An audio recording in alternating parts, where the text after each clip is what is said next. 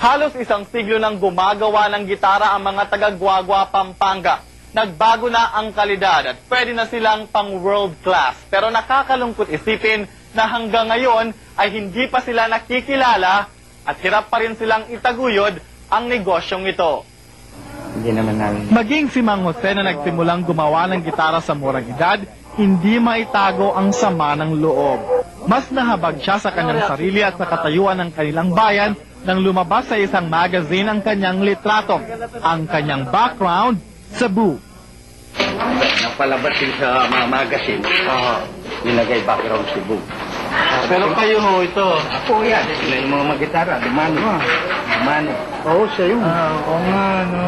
Sinabi pa ni Mang Jose, hindi niya alam na gagamitin ng photographer ang kanyang litrato sa ibang paraan. Pero ang barangay captain namin, nag-aalit yan. Nag-aalit yung nakita yung background.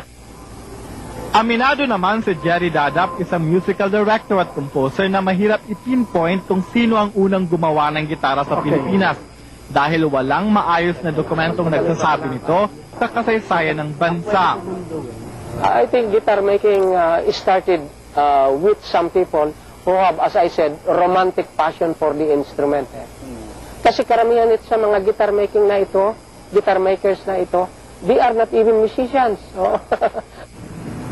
Ngunit kung ang history daw ng mga string instrument ang pag-uusapan, sigurado si Jerry hindi ito naimbento ng mga Kapampangan at Cebuano.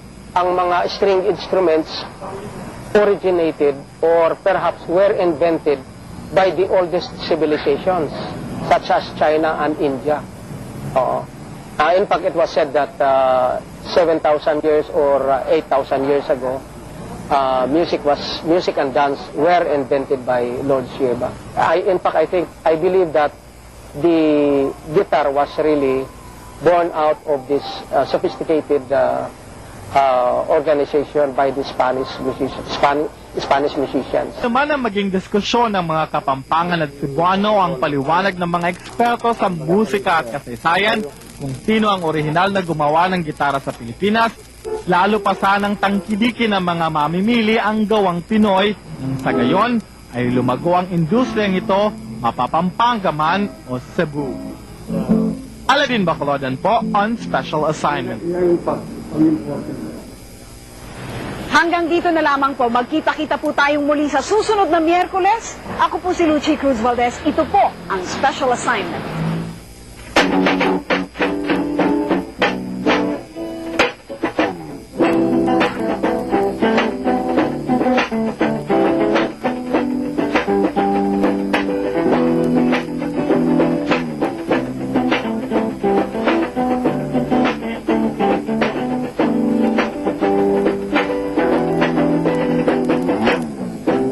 Just situation, I just need contemplation over you.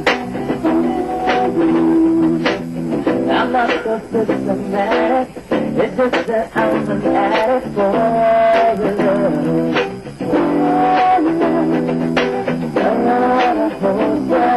Never should have told me you're my own girl.